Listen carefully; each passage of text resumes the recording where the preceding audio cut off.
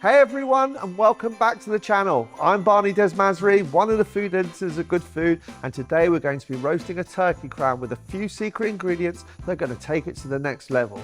This is a really easy recipe. If you're choosing a whole turkey for Christmas, this glaze works just as well.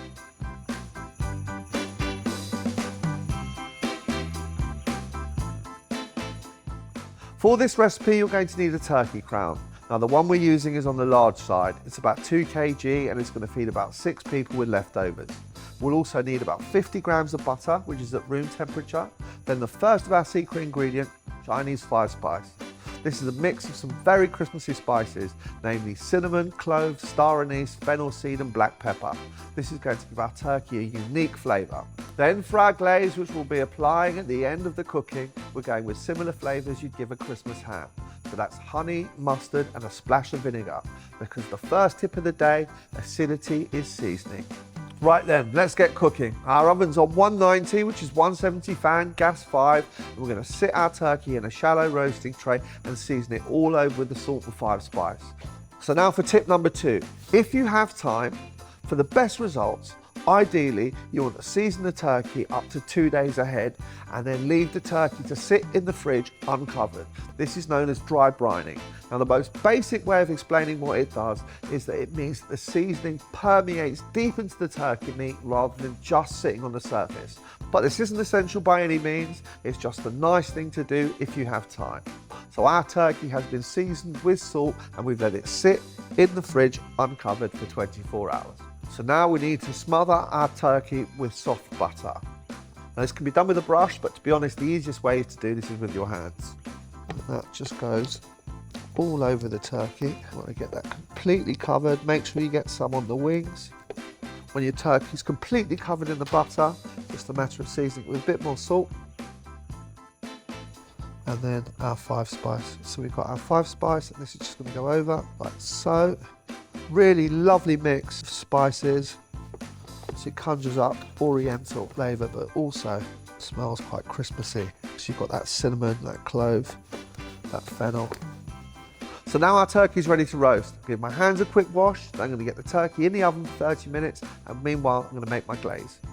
Now we're making our glaze. Now our glaze couldn't be any easier. It's just a matter of whisking some ingredients together. The first ingredient is mustard.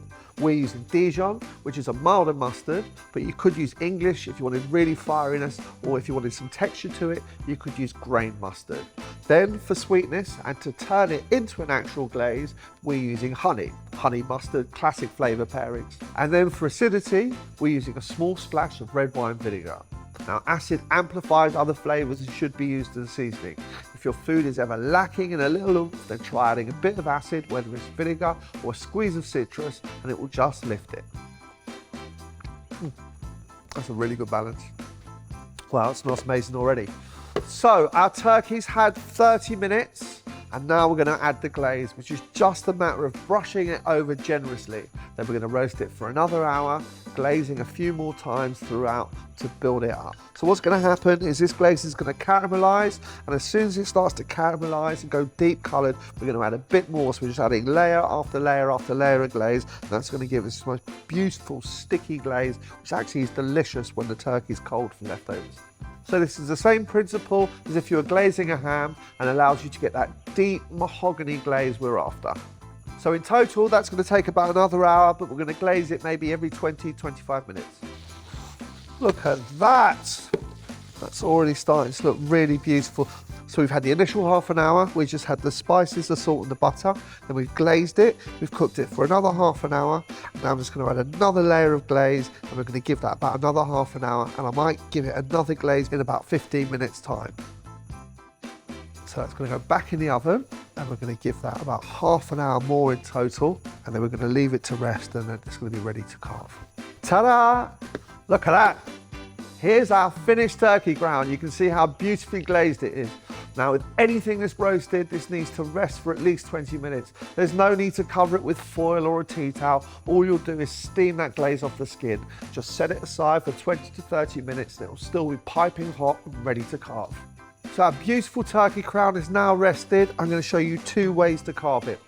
So the first is the more traditional way, which is how it would be done at the table, and we'll give you those lovely, long, big slices of turkey.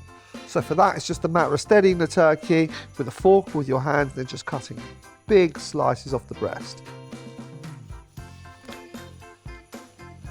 So the second, which is a bit more efficient, is to take the whole breast off and then carve it into slices like this. So we're going to take the whole breast off the side, straight down the middle. Then you're going to cut it round here.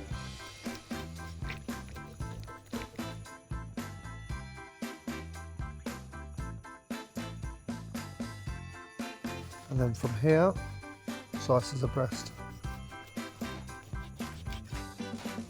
That way you get these really lovely, neat, smaller slices, but each person gets a lovely bit of skin. So the difference between salting it the day before, so dry brining it like we talked about before, or not dry brining it, is the succulence. Can you see just how juicy that is? That's absolutely stunning. Stunning piece of turkey. So that's our easy turkey crown, seasoned with 5 spice and glazed with honey and mustard. Remember, turkeys aren't just for Christmas, and these flavours also work well on a chicken. We've got lots more content coming your way. Drop a comment below and let me know which recipe you're most excited to try. And of course, head over to goodfood.com or download our app for the full recipes you've seen today. Thanks for watching. Hopefully I'll see you again next time.